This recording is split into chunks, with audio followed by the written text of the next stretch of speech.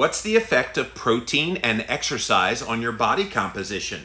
Find out about a brand new study here today on Jimmy Rants. JimmyRants.com is the website, and as always, click on that little button down in the corner. Takes you straight to IGTV if you want to watch the full episode.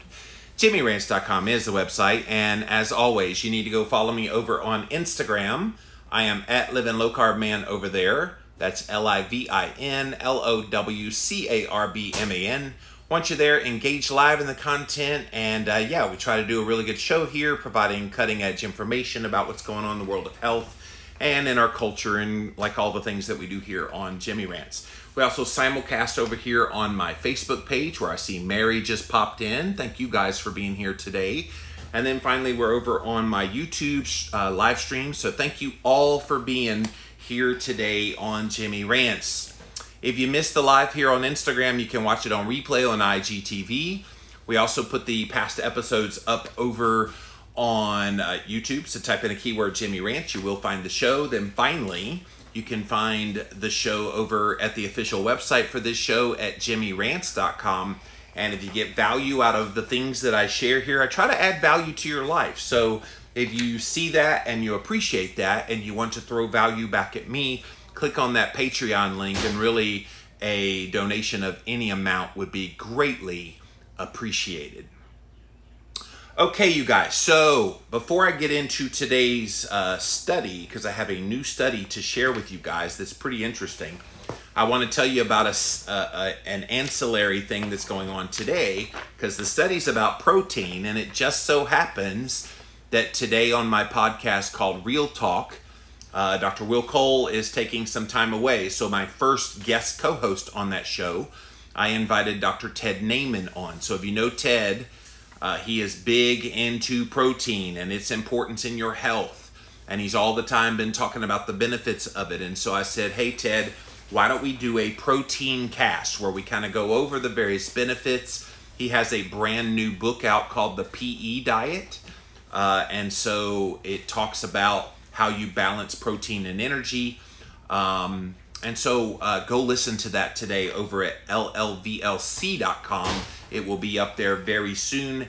And then wherever you listen to podcasts, it'll be out there. We also have it as a Jimmy Rants bonus episode. So if you'd like to see, I'm doing a lot of video interviews right here in Jimmy Rants Studio. And so that one is currently up as a bonus episode over on YouTube. So go check that out, you guys, if you want to see that episode about protein from Dr. Ted Naiman. Great interview. But speaking of protein, I have a brand new study that just came out. It was published in the journal called Nutrients. It looks like it came out last month, June of 2020. And the title of it is Effects of Dietary Protein on Body Composition in Exercising Individuals. And so we've known for a very long time that people who engage in exercise get benefit out of adding in protein into their diet. They really haven't talked about too much of the body composition changes that happen as a result of that. And so now we have a study that looked at that very thing. So the researchers, there's a whole bunch of researchers here. It looks like the lead researcher is Jose Antonio, and he's out of Nova Southeastern University in Florida. Darren Kandal is a kinesiologist out of Saskatchewan, Canada. Scott Forbes is a physical education educator at Brandon University in Manitoba. Michael Ormsby, looks like he is from the Institute of Sports Science and Medicine at Florida State. He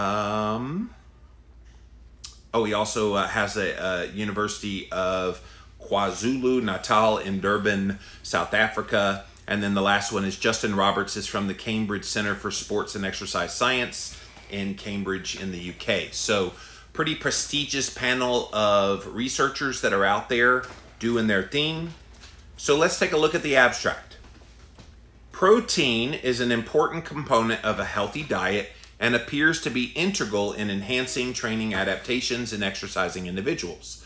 The purpose of this review is to provide an evidence-based assessment of all the current literature, examining all the increases in dietary protein that are above the recommended daily allowance. So the current RDA, they note here, is 0.8 grams of protein per kilogram. In conjunction with chronic exercise on your body composition. So they specifically wanted to look at muscle, fat, and bone.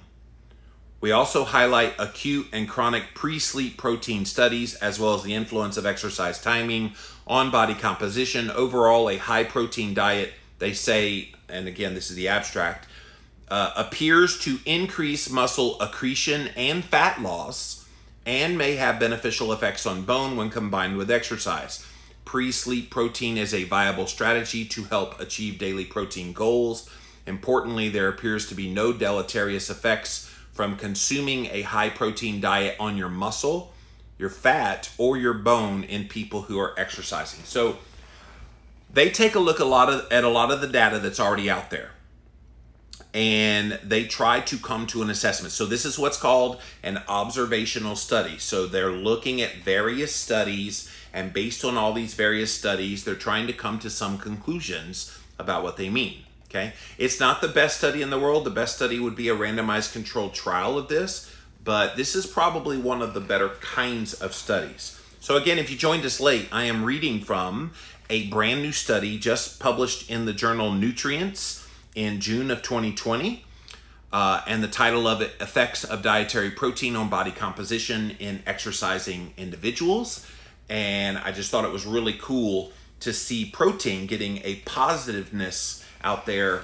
And I don't know how much of this is getting in the mainstream of health news, but we're definitely going to address it here today on Jimmy Rants.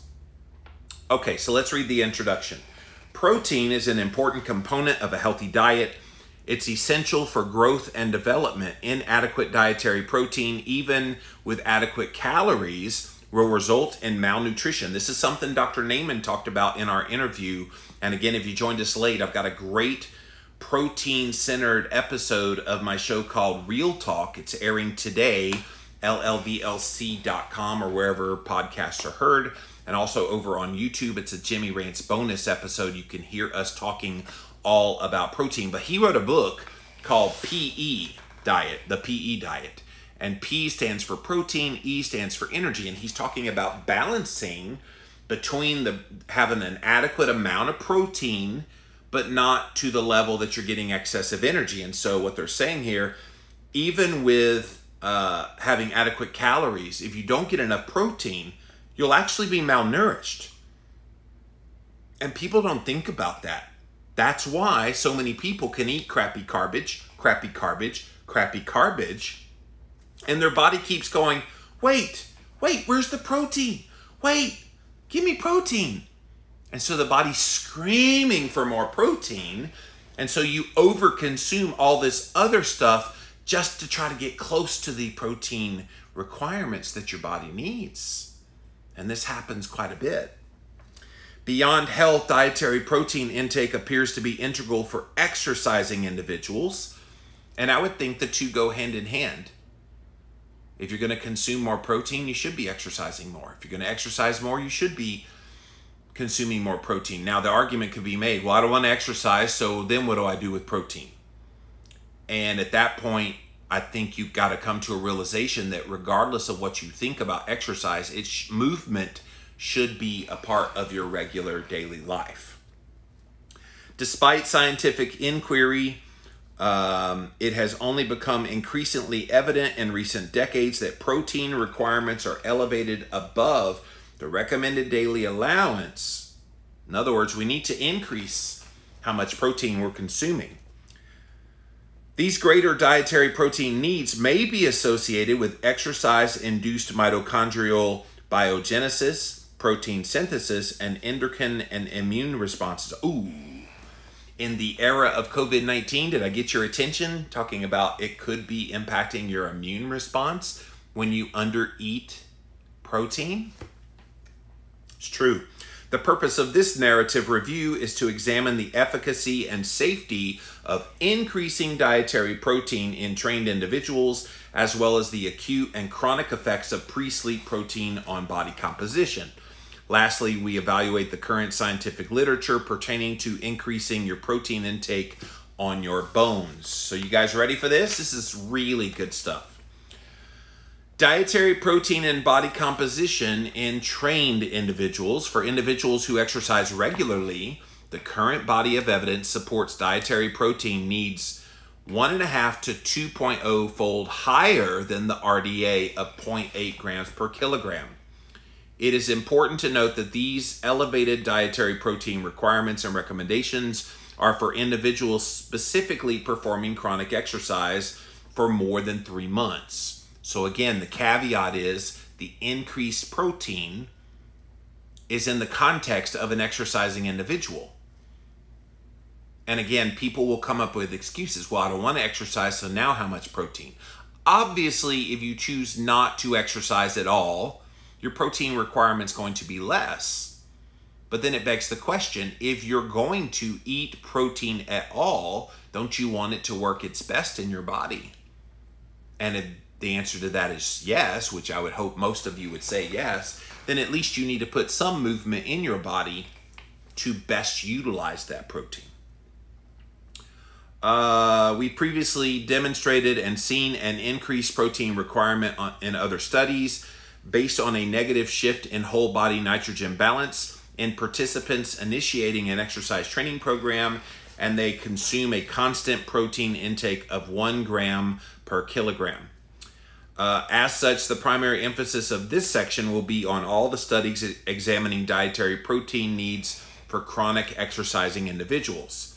Anyone who is sedentary, unhealthy, or inactive performing short-term training, which is defined here as less than 3 months, will not be discussed. So they didn't even look at any studies that looked at non-exercising people. For clinical trials discussing sedentary populations, they give some references in this study if you wanted to take a look at that.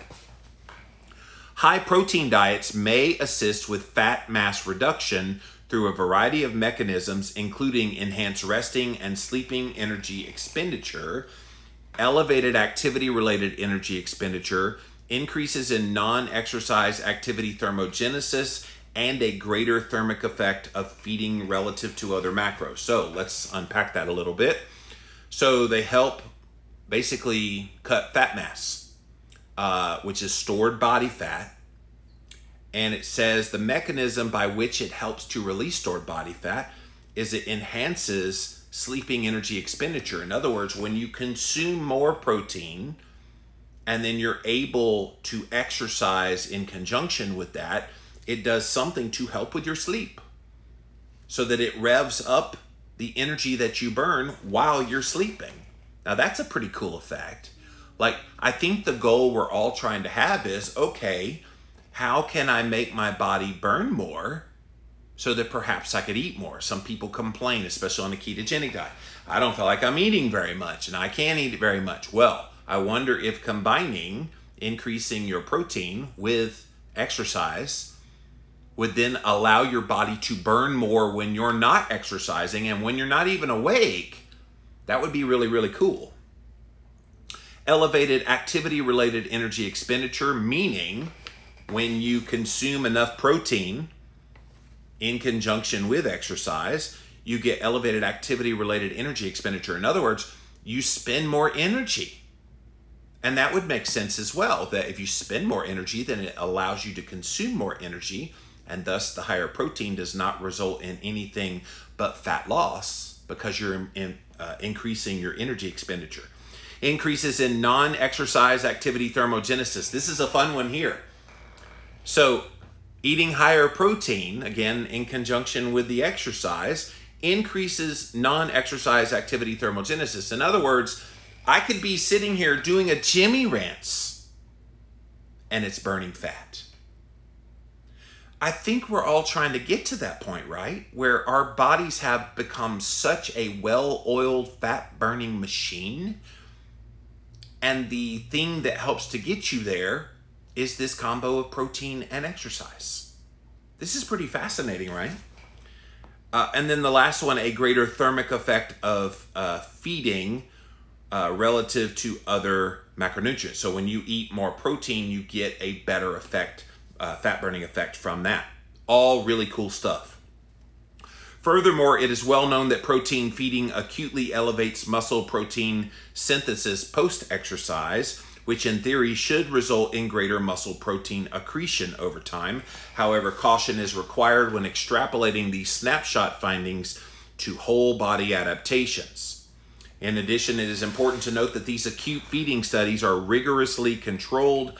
They're usually performed in a fasted state and a single protein-only dose so that they can enhance internal validity. However, the generalization, the external validity of these studies in free-living humans consuming mixed meals multiple times a day may be limited.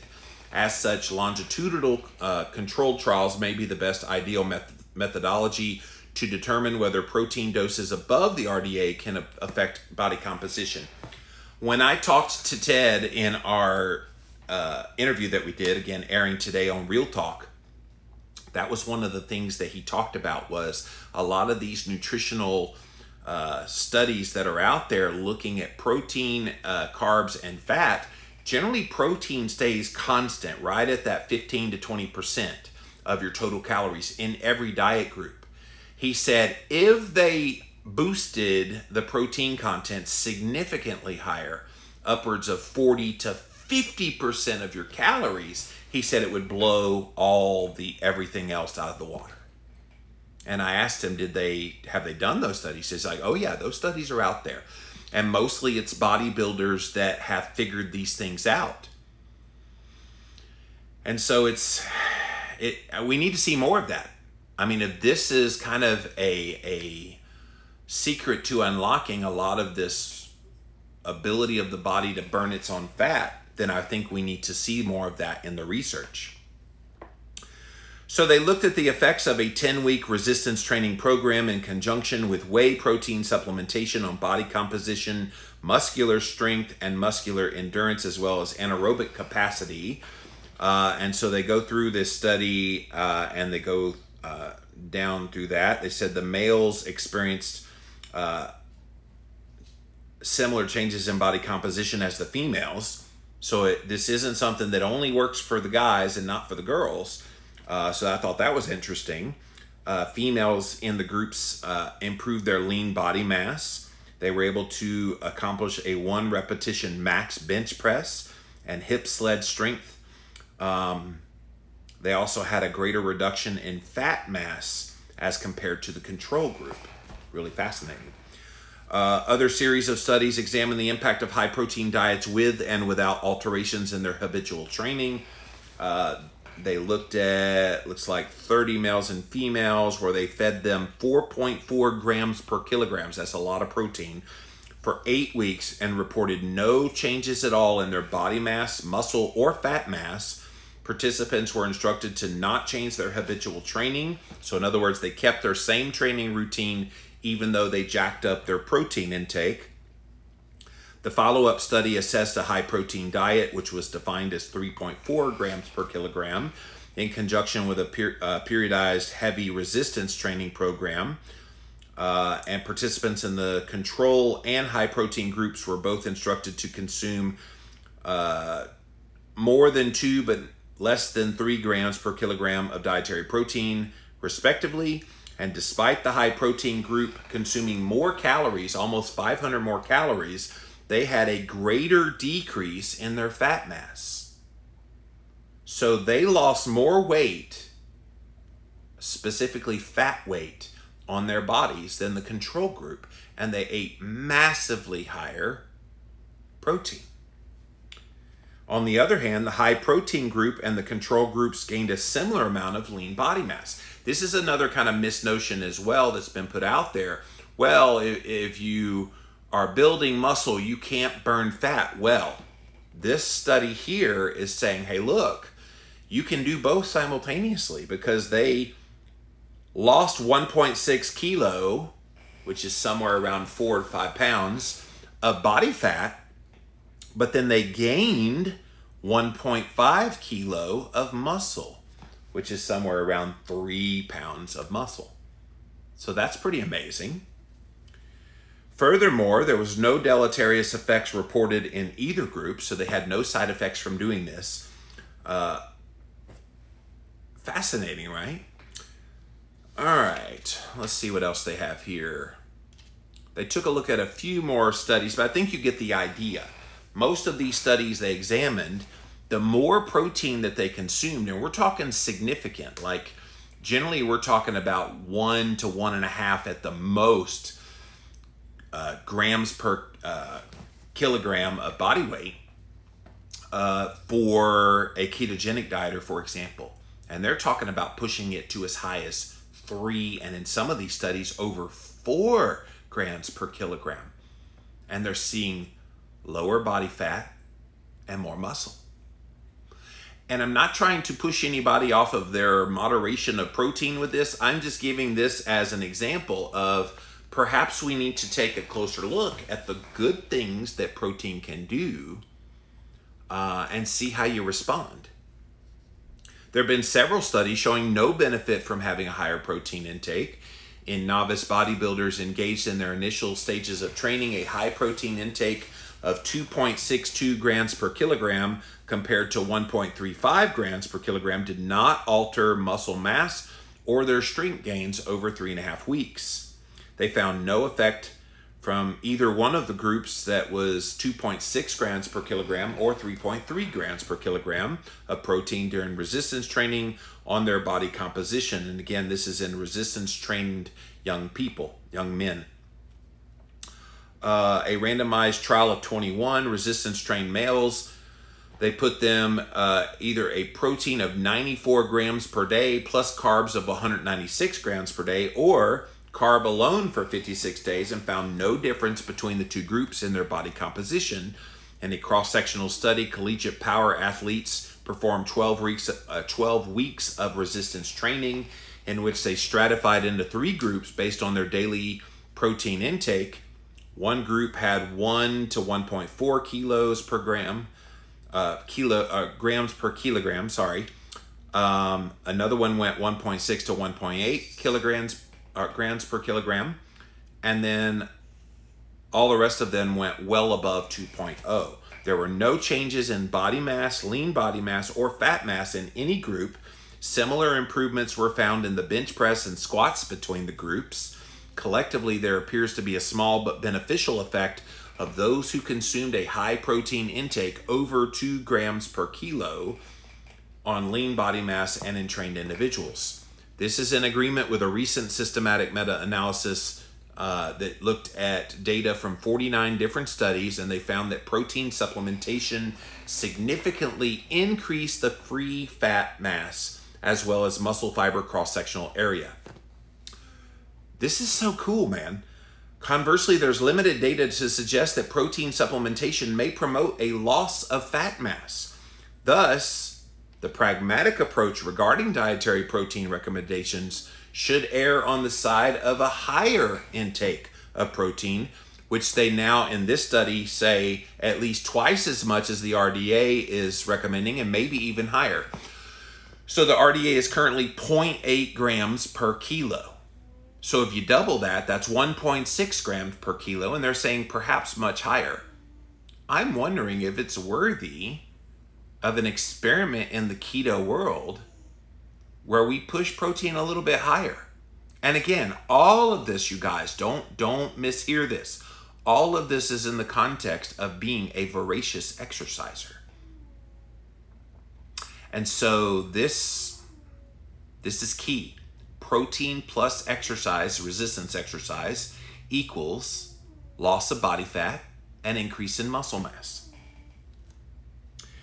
How about that pre-sleep protein? Let's take a look at that. In trained individuals, consuming low-energy, protein-centric food items prior to sleep provides them an opportunity to increase their energy intake, support the muscle repair process, and provide an additional time to achieve your daily protein goals. So they say take some protein before you go to bed, which ironically, just last night, I got me a rotisserie chicken around 6:30. It was right after I got done mowing the grass. I did a Jimmy Ranch last night, and then I got a rotisserie chicken. And of course, rotisserie has lots of protein, minimal fat. The darker pieces had fat, but I consumed that. And then I went to sleep somewhere around an hour and a half after consuming that. And so they say that it helps to increase your energy intake. So in other words, if you're kind of low in calories for the day, it helps you get there. It also helps you hit your protein goal, which is really cool.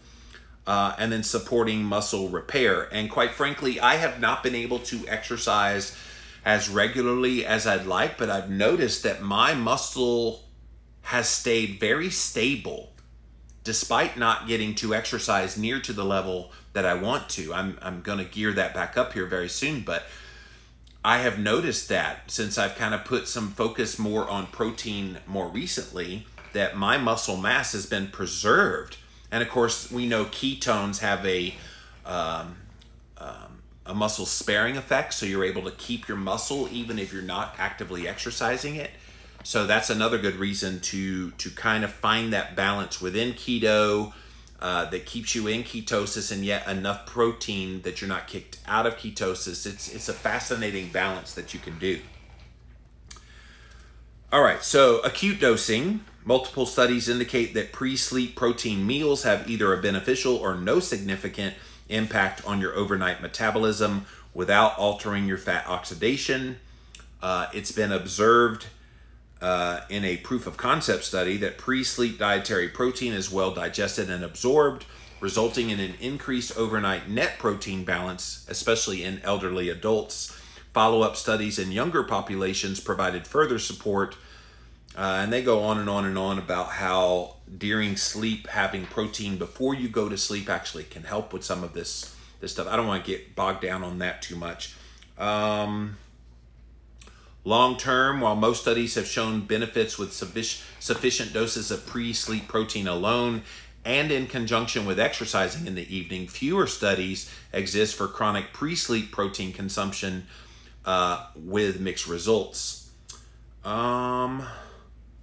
They said here that a pre-sleep protein of 27.5 grams of casein along with 15 grams of carbohydrate in a beverage led to greater muscle strength gains, about 10% increase in quadricep cross-sectional area compared to about a 6% increase in the non-caloric placebo. In other words, taking the protein right before bed with this little bit of carbohydrate actually boosted quadricep muscle development. That was pretty cool.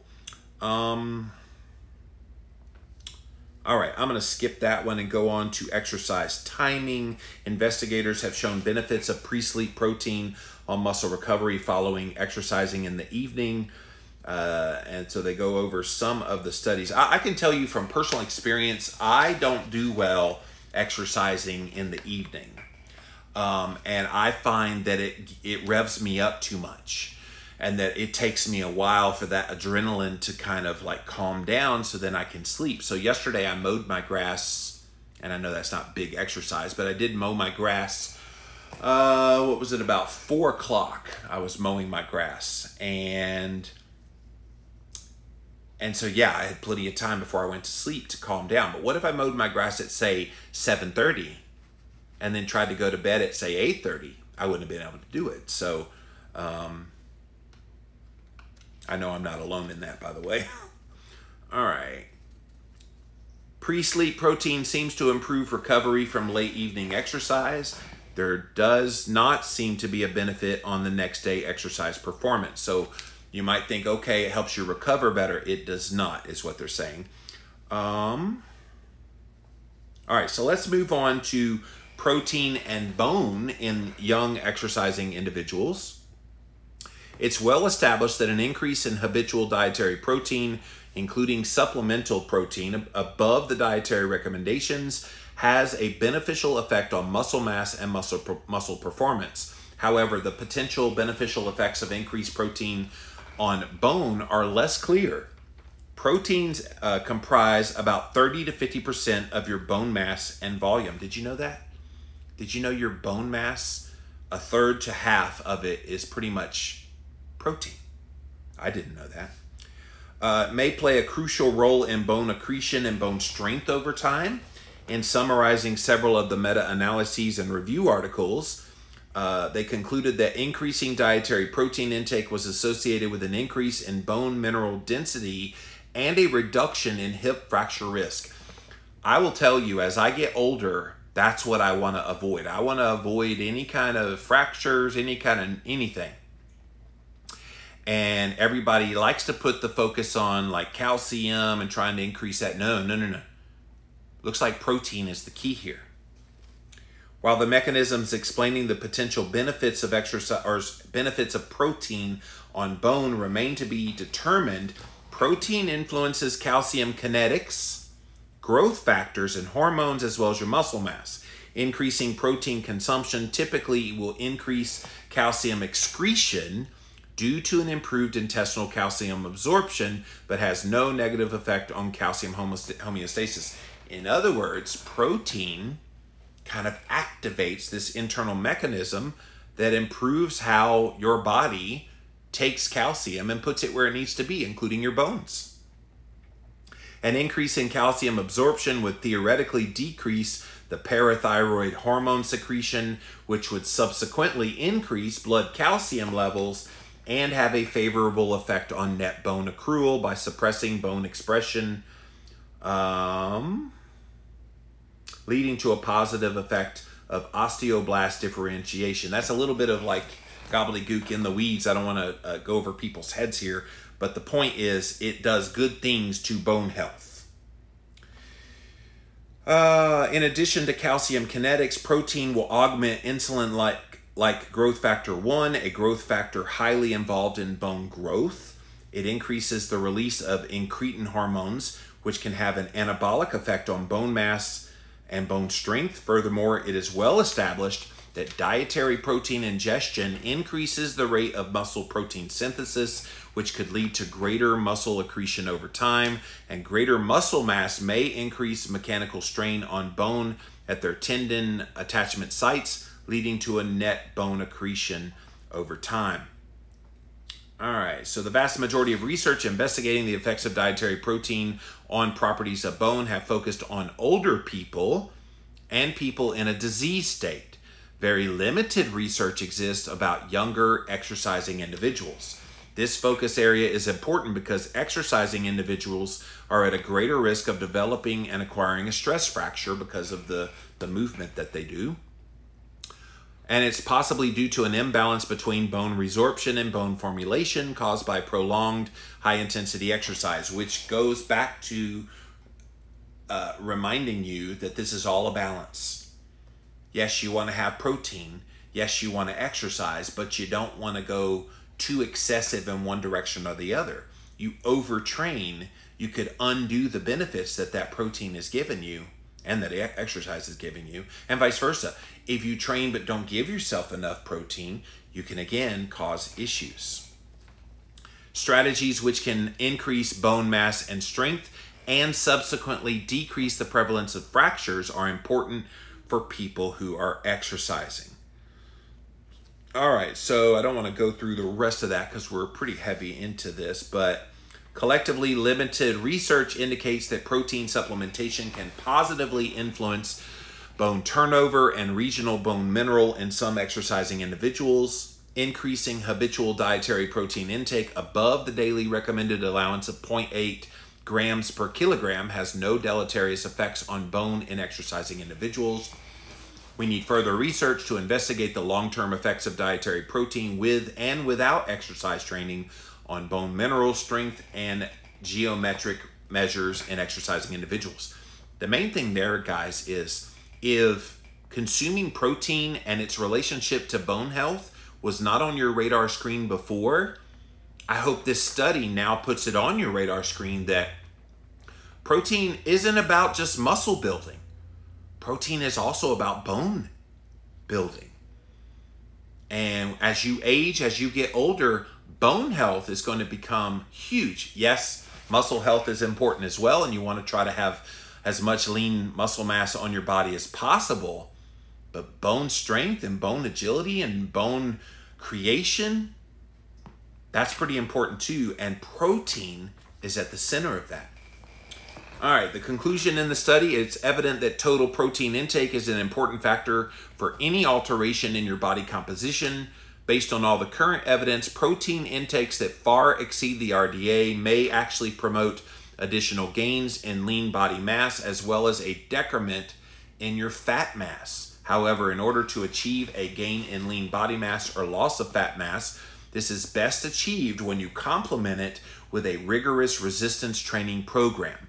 The role of pre-sleep protein feedings is not understood. Nonetheless, pre-sleep feedings may be beneficial to athletes in as much as it contributes to their total daily protein intake. In other words, if they didn't eat enough protein during the day, getting a little bit before bedtime helps them meet that need for the day. To date, higher protein intakes tend to have a neutral effect on your bone mineral density. However, there is evidence to suggest that it can actually have a positive one as well. So that's it, you guys. Pretty cool little study. Let's see if there's any conflicts of interest. Let's see, the main researcher, what's his name? Michael Ormsby. Looks like he serves on the Dynamic Scientific Advisory Board, a company that sells creatine in its supplement portfolio. It was not referred to in this study at all. They didn't even talk about creatine, but he did disclose that.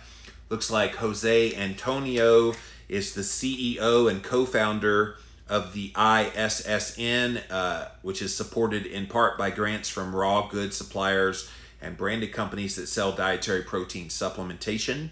And then all the other authors in the study had no conflicts of interest. So guys, this is available right now if you want to go look it up. People always ask me when I talk about a study, can you give us that study again? Yeah, I can.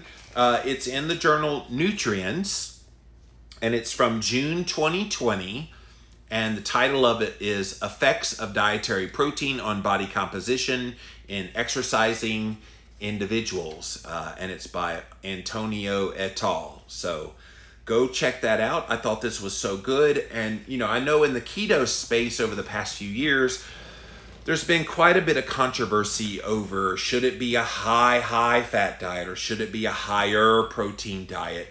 And even in my conversation, and again, for those of you that came in late, I interviewed a protein expert on Real Talk today. He and I had a nice chat, Dr. Ted Naiman and I, talking about his new book called The PE Diet. And he pretty much said, hey, look, you really can't overdo it on the protein, and his recommendation is to try to get a 2 grams of protein for every 1 gram of non-protein that you consume. So non-protein's obviously fat and or carb mix. So obviously if you limit your carbohydrate, that means about a 2 grams of protein for every 1 gram of fat. And people say, oh my God, that's like ungodly high protein. But think about it. Fat is 9 calories per gram, right? And so if fat is 9 calories per gram and carbohydrate and protein is only 4, if you do a 2-to-1 ratio of fat to protein, it's still a high-fat diet. Somewhere around 55 to 60% diet. So it's not like it's such a draconian, oh my God, how could you ever? No. And I'm becoming more and more convinced that dietary protein is a lot more valuable than we ever imagined it to be. And of course, Ted's been talking about this for years, you guys. And I give him a lot of props, a lot of kudos, because he was way ahead of the curve on understanding exactly what they were talking about in this study. Now, I get it. There's some people that have the concerns about, well, what if consuming a lot of protein starts to give me trouble in my blood sugar? And I've talked about it for me, and even on our interview today, listen to the recent experiment that I did where I ate a pound of chicken breast. I wanted to see what would happen, and I got a hypoglycemic effect from it. Ted still does not understand why that happened to me. I'm sure there's some mechanism within my messed up body that made that happen. But what I find is if I can mix that protein, large amount of protein, with just enough fat to prevent that from happening, prevent that kind of hypoglycemia from happening, then you find your sweet spot. And I think Ted's point is, and I agree with him, get enough protein first, then add enough non-protein energy to it so that you get all the benefits out of it. And so that might mean that you have 100 grams of protein and 50 grams, I'm just making up numbers, and 50 grams of fat in a meal, and then that's what you consume. Pretty interesting. And then the first benefit that you get from protein, according to Ted, is the satiety benefits. And he agreed that it was the mix between fat and protein. And of course, we all come at this from different metabolisms. Some people may need to bump up the fat just slightly. Others need to bump down the fat. And so that's what makes it hard, is I can't tell you this is how much protein to consume. This is how much fat to consume. I can't tell you what those verifiable numbers are because they're not the same from person to person, which is why you need to tinker and test and figure it out. But it does look like if you're going to consume protein in these amounts that they talked about in this study, you really do need to add in the exercise component, and specifically the resistance exercise component. All right, I'm dying to see what you guys have to say about this study. So we're gonna go over here first to my Instagram page, then over to Facebook, finally over to YouTube. Thank you all for being here today on Jimmy Rants. All right, jimmyrants.com is the website as always, you guys. Thanks for being here. Cassia says hello from Scotland. Thank you for being here from Scotland. 2fixmj says, my friends, protein and fat, know that I love them both equally. Carbohydrate is merely an acquaintance. I love that. That is very well said, my friend. I love that. Chris says, I love this topic. Thanks for bringing it into light. I'm in keto and upping my protein a la Ted Naiman recommendations. I'm losing body fat and gaining lean mass. 3 months and I have full energy. That's awesome. Also, high intensity interval training, cardio plus resistance training. Yes. Can you share the study later? So yeah, I told you where the study's from. Again, Nutrients, June of 2020, effects of dietary protein on body composition in exercising individuals. Rachel says, when we yak about kilograms, we're talking about lean body mass. Right, yes, lean, yes, thank you. Yeah, so lean body mass would be, right. So that does not include the fat mass. And that's another one, Rachel, that when you talk about grams per kilogram, you can get kind of confusing there, because some people go grams of kilograms of total body weight, and then others say grams of kilograms of lean mass. I'm almost sure it should be lean mass, not your total body weight. But thank you for that clarification. Chris wants to know, does excess protein kick me out of ketosis on a keto diet under 20 grams of net carbs through gluconeogenesis? So this is another point of contention in the keto community over these past few years. I think it depends on the person. I think some people are going to have a little more trouble with that than others. But again, I think it might be a little bit overblown to think that if you consume higher protein that you're automatically going to create this gluconeogenetic effect. I think it does impact some people, but the vast majority of people, your body's going to tell you to stop when you've had enough protein. And again, with the right amount of fat in there as well. Kat says muscle growth happens from metabolic change through damage from exercise and hormonal changes from exercise, but exercise has to be work and not just being active like walking. Protein is often overrated. Yeah, you're right. You can't read a magazine on a treadmill and think that you're exercising. If you're not breathing heavy, if you're not sweating profusely, if you're not feeling it in all the muscles of your body, you didn't do it right. Those of you that are longtime Jimmy Rants fans, you know that out in my side yard over here, I've got a big old tractor tire. And when I flip that bad boy, I'm breathing hard, I'm sweating hard. It's tough, tough, tough work. And I do that in about like a 12 to 15 minute process of flipping it back and forth and recovering and then flipping it and recovering. In fact, I may need to do that here again soon. Although right now it's so ungodly hot out there. I don't know if I want to put my body through that. But yeah, you're right, Kat. Thank you for that. if the extra protein goes to repair the workout damage, or unless it does, it's a total waste. Exactly. That's why they're saying that if you're going to exercise, or you're going to eat more protein, you got to exercise. They kind of go hand in hand. Chris says Ted Naiman on an interview said that it's very difficult for the protein overfeeding to be stored as body fat. I'm starting to lose my fear of eating more calories of protein. Yeah, I think we need to get over the concept of protein necessarily being a body fat storer. I'm not real sure where that comes from. We obviously know that carbohydrate can be a body fat storer when consumed in excess. Duh. I think we need to come to terms with when you consume way beyond satiety, your level of fat as well, that we have to be very concerned with. Overconsumption of fat can actually lead to stored body fat as well. And of course, the mechanism for that is overconsumption of energy.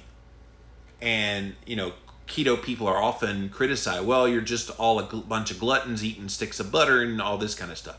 And I don't think anybody's trying to say that that's what everybody is doing. I think we need to be very careful about what we say regarding protein, because I do think protein could be an effective way to leverage. And again, all in the context, again, in this study, it was all in the context of being a resistance training athlete. So keep that in mind. Thank you, Instagram. Let me pop over here to my YouTube channel, or Facebook channel, then YouTube. See what you guys have to say on this one. Welcome in, welcome in. All right, very interesting, says Robert. It is. Margie says, would you provide the link to the research? So I can't give you a link while I'm actively doing the Jimmy Rants, but it's in the journal called Nutrients. That's the name of the journal. And it was in the June 2020 edition. Effects of dietary protein on body composition in exercising individuals. Do a simple Google search of that title, Effects of Dietary Protein on Body Composition in Exercising Individuals. Look for Nutrients. And then again, it was published in June of 2020.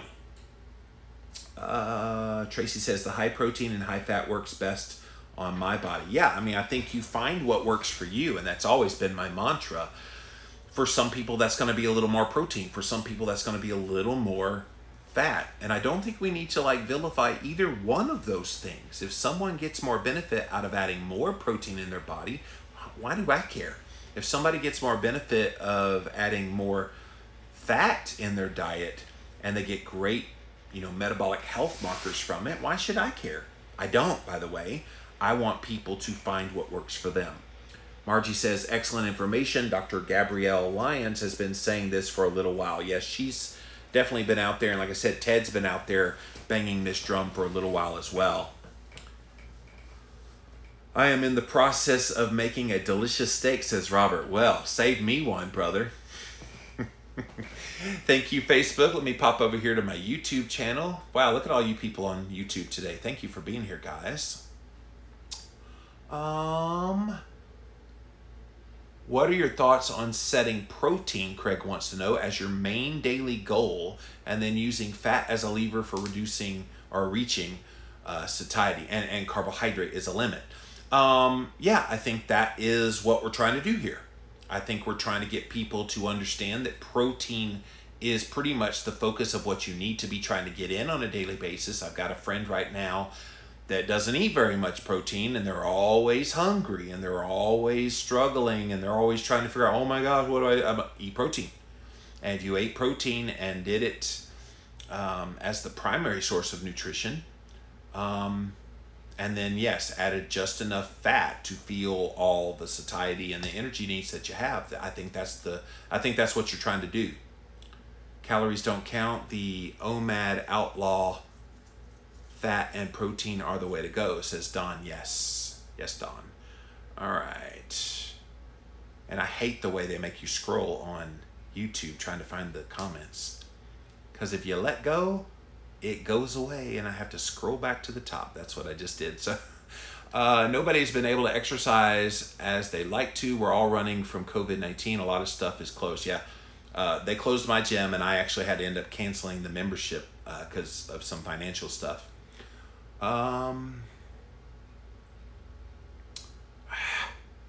It is giving me a hard time, guys. Work with me. I prefer to exercise in the morning, says PJB. Yeah, me too. I go at midday. Traffic isn't as rough. I get extra vitamin D. Sleep better at night. Oh, talking about going to the gym. Edith says ketogenic dieting and carnivore are the great miracles. I'd be dead right now had I not gone to them. Harpsy says new nutritional info. Low carb individuals again at the top of the positive health curve always. Keep preaching the truth. If you fear protein, then think of those grams as carbs instead. Exercise as though your protein grams were carbs. Interesting. This is frustrating trying to scroll, especially when I got so many great comments. I'm trying to get to them all, guys. Hello from Finland. Thanks for being here. I'm eating a king strip steak as you speak, says PJB. Excellent. I envy you steak people. I'm a cheap ground beef, eggs, and beefy broad myself. She called herself a broad. I did not say that. One day when I get the money, I'll go on a steak spree, says Edith. So, yeah, so I think we're all seeing the value in adding in the protein. And definitely this study helped to underscore that a little more. All right, let's come back over here one last time to my Instagram family. I already got over it, says Cassia, talking about the fear of protein. I have no fear of either protein or fat. And I think that's a healthy way to look at this. Like, let's just embrace real food. And if you're embracing real food, I think your body does just fine knowing what to do with that food. And if it happens to be a little more protein than you're used to eating, so be it. Just pay attention to how you feel. And again, since I have increased protein slightly, just to kind of see how this would be, I feel stronger. Despite not getting to regularly work out, I can feel and I can even see like muscle growth that I had before has not gone away. So I know when I start lifting again, I will have not lost any strength or minimal strength. So that's kind of cool. All right, Locan, that is a general question, and I answer general questions on my Ask Me Anything on Friday. So ask that tomorrow, and I'll be happy to answer it. Chris says, so we should worry getting a minimum of protein. Ted says 120 grams per day is a good number. He's not worried about the max limit. Very difficult to overeat protein. Yeah, I think if you're going to start upping your protein, I mean, I don't want to quantify it with any specific number because you've got 90-pound people and you've got 400-pound people, and I don't think they need to be eating the same amount. But I think if you want to try 120 grams of protein, there's definitely not going to be anything that harms you. Even when I was doing my most protein moderated type of diet, I was still getting about 90 to 100 grams of protein a day. So 120 would be a low one for me. I'm thinking for me, what I currently eat is somewhere around 180 to 200 grams of protein. And I do good with that. And I feel good with that. I haven't noticed great fat loss. Of course, the mitigating factor right now is COVID-19 and all the stress and everything going on. And I've got some things in my personal life that are incredibly stressful right now. So it's not a fair comparison to say, well, I ate this higher protein, but I didn't see any fat mass loss. I'm not putting that on the protein. When life calms down, I'll be able to really quantify that a little bit better. Even eating a lot of protein, my body craves the energy of fats. Like you said, a little bit of healthy fat does the trick. And I asked Ted about that. I said, so if you eat protein and you eat it in its natural state with all the fats that come with it, that's probably ideal. And he said, yeah, that generally is going to be about a 2-to-1 ratio of grams of protein for gram of fat. And it's still a high fat meal. We have to remind ourselves that because of the 9 calories per gram of fat, the 4 calories per gram of protein, a 2 gram of protein to 1 gram of fat is still a high fat diet. So I think that phrase high-fat diet freaks people out because they think that they're gorging on fat. Oh my gosh, a high-fat diet, and it's not that at all.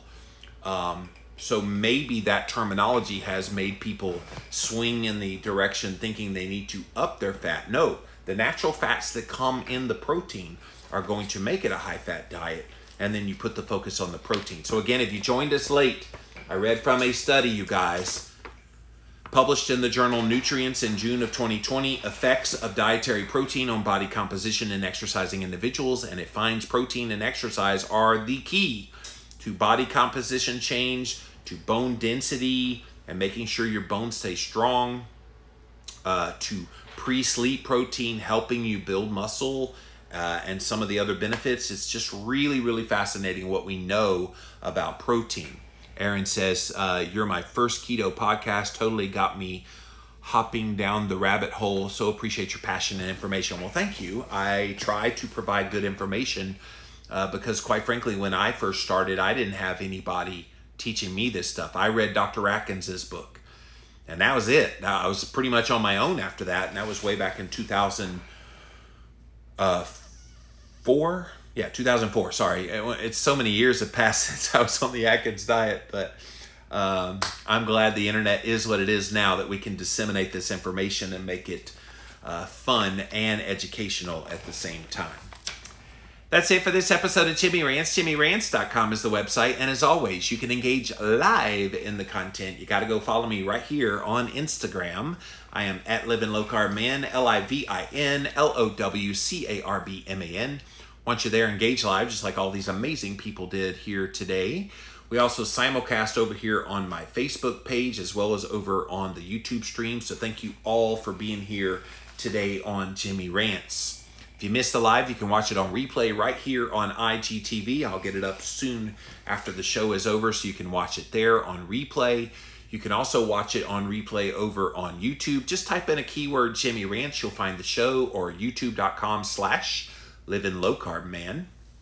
And don't forget, over on YouTube today, I have that Jimmy Rants bonus episode of my interview with Dr. Naiman. If you want to watch the two of us, Ted came on the screen. We recorded at like 9 o'clock in the morning. He came on the screen and he had like a little tank top shirt on, kind of showing his pecs a little bit. I'm like, wow, you trying to show me up here today, dude? But we had a great conversation. He and I have been friends for many years. And if you don't want to watch it, you can listen to it on the Real Talk podcast, LLVLC.com. It airs today. And then finally, JimmyRants.com is the official website for this show. Go check that out. All the past episodes are there. And if you love what I do here, guys, I don't do any sponsors on this show, and it's by design. I love providing content. I love teaching. I love sharing. I love trying to be a little bit funny and entertain. So if you get value out of this show, then throw me some value back. Go click on that Patreon link, and any donation of any amount would definitely help keep us on the air. All right, guys, that's it for now. Until next time, we'll see you then. All right.